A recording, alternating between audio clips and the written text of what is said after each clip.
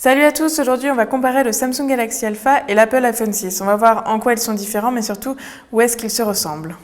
Si on part du point de vue du design, le Galaxy Alpha va suivre des codes assez différents de ceux auxquels Samsung nous a habitués. En effet, c'est le premier smartphone de la marque qui va vraiment avoir un cadre en métal et donc dès sa présentation, on a tous pensé à l'iPhone 5S. L'iPhone 6, lui, va suivre des codes Apple, mais il va posséder une structure très similaire à l'iPhone 5S, une face en verre et un dos en aluminium. Ses angles vont être par contre plus arrondis et il n'y a pas de cadre à proprement parler, c'est plutôt une partie arrière qui vient s'étendre jusque sur les côtés. Le ratio taille d'écran et taille globale va être meilleur pour le Galaxy Alpha, qui est légèrement moins large, un peu moins long et un peu plus fin, mais les deux smartphones ont tous les deux une diagonale d'écran de 4,7 pouces. Ils vont avoir en commun des boutons de volume, un bouton de mise sous tension ainsi qu'un bouton Home et chacun va avoir à sa façon un capteur d'empreinte digitale qui est en fait un scanner pour le Galaxy Alpha. Maintenant, si on s'intéresse à l'écran, on va voir que le Samsung Galaxy Alpha va avoir une définition de 1280 x 720 pixels, c'est-à-dire une définition HD, pour une résolution de pixels par pouce de 312. La technologie qui est utilisée va être du Super AMOLED. On a donc un contraste vraiment bon, des couleurs très franches et surtout un écran très brillant. Chez l'iPhone 6, on est toujours avec une technologie dite Retina et sa définition va un petit peu augmenter, mais comme sa taille augmente aussi, la résolution reste la même, c'est-à-dire 326 pixels par pouce. Si on passe maintenant au système, on va voir que tous les deux tournent sur des versions, les dernières versions de leur système d'exploitation respectif. Donc on a Android 4.4.4 pour le Galaxy Alpha et l'iOS 8 pour l'iPhone 6. Le Alpha va passer d'ici les semaines qui suivent sous Android 5.0 et il bénéficie aussi de l'interface TouchWiz. Les deux smartphones vont offrir deux expériences utilisateurs vraiment différentes entre iOS et Android.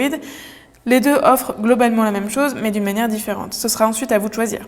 Il va être difficile de comparer les deux appareils au niveau des performances. En effet, un Samsung et un iPhone fonctionnent tout à fait différemment.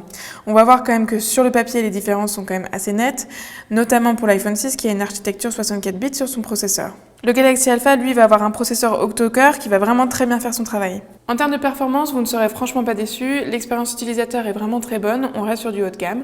L'iPhone 6 va avoir une architecture 64 bits, tandis que le Galaxy Alpha a un processeur octa-core. Autant dire que pour les deux, il n'y aura vraiment aucun problème.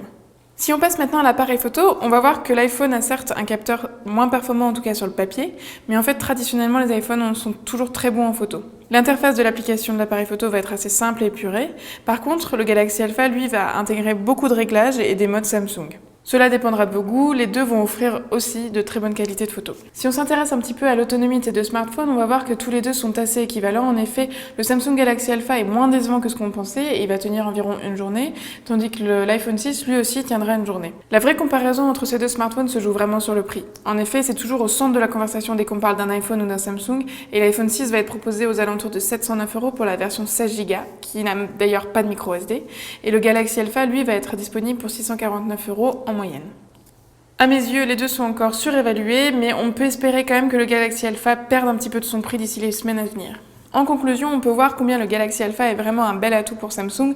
En effet, pour une fois, personne ne peut vraiment lui reprocher quoi que ce soit au niveau du design. Les performances pures des deux appareils sont irréprochables et le système d'exploitation reste la grande question quand on vient au choix entre ces deux smartphones. Garde-t-on Android pour son ouverture, ses possibilités de personnalisation, ou alors plutôt iOS 8 et sa simplicité d'utilisation?